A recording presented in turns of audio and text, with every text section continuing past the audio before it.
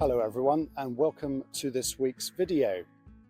I'm recording this at Whitby on the northeast coast. It's now more famous for Dracula and gatherings of Goths, but it played a very important role in the development of Christianity in these islands. The Synod of Whitby was held near here in 664, 12 years before the foundation of the Diocese of Hereford.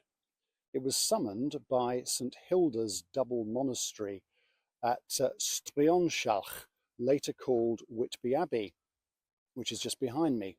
Its main purpose was to set the date of Easter and decide on haircuts for monks. The first had more political significance than the other. The ancient Celtic church, centred on Iona in Scotland and its extensive network of daughter houses, still observed an 84-year Easter cycle, whereas the new tradition, kept in Rome by this time, was a 19-year cycle adopted from the church in Alexandria. In the kingdom of Northumbria, these two traditions coexisted, as each had been encouraged by different royal houses. At one time, this led to visible disunity in the Northumbrian court. Queen Eanfled observed a different day to King Oswiu. One faction was celebrating Easter, while the other was still observing Lent. The result of the synod was the adoption of Roman practices. The Ionian monks threw their toys out of the pram and went back to Iona and carried on their traditional practice. Whitby marked a transition away from a dispersed church towards a more centralised one, much more entwined with political power. Hilda was a key player in the conversations. She already had a reputation for wisdom and was frequently consulted by local kings for advice. Bede wrote, "All who knew her called her mother because of her outstanding devotion and grace." The synod was largely a conversation between clerics, although King Oswiu, who presided, eventually made the judgment. Unlike many medieval synods, it was quite likely a short meeting of a day or part of a day. Nicaea took 8 to 10 weeks. Councils in the Bible were probably more like Whitby than Nicaea.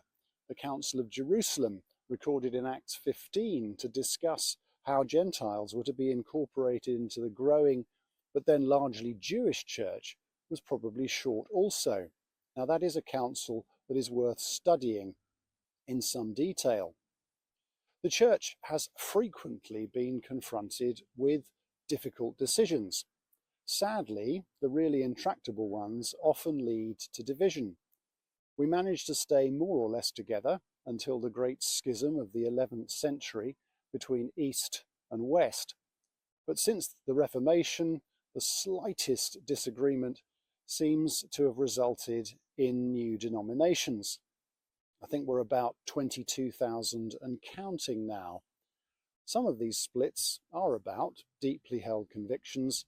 Others, sadly, are more to do with power and the recognition of legitimate authority, as indeed Whitby was.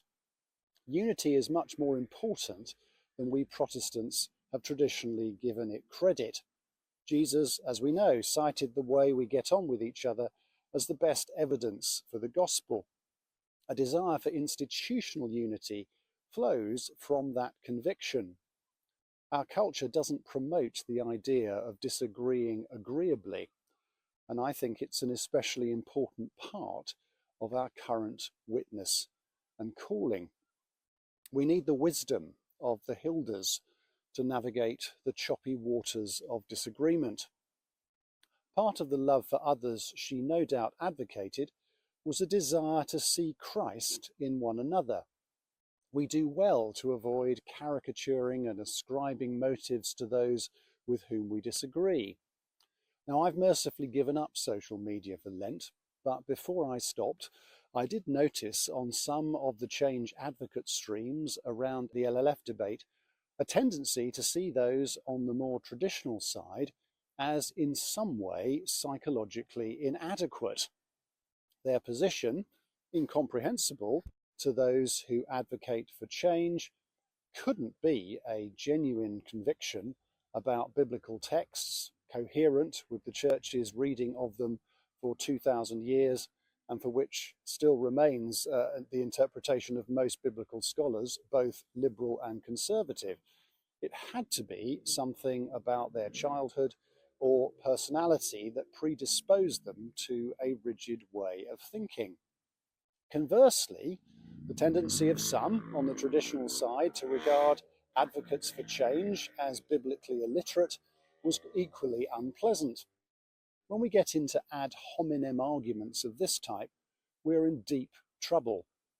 We will just have to accept that people come to different conclusions whilst holding an equal regard of the authority of the biblical material and a desire to witness to the gospel. The talk of different spaces, third provinces, or delegated episcopal oversight as a means of resolving our current difficulties is frankly bonkers in a diocese like ours. I doubt whether any of our churches have sufficient cultural and theological homogeneity to choose one way or the other without blowing the church up through an unholy row or splitting congregations away from their clergy.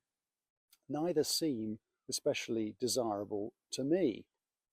While the conversation continues, which from the recent vote of General Synod it will, we will just have to love one another, be kind to each other, think the best of one another, accept one another, and welcome LGBTQI+ people to worship, as I hope we have always done. We need the wisdom of Hildas and Milbergers and the kindness of the Aidens and our other founding saints to chart a course together.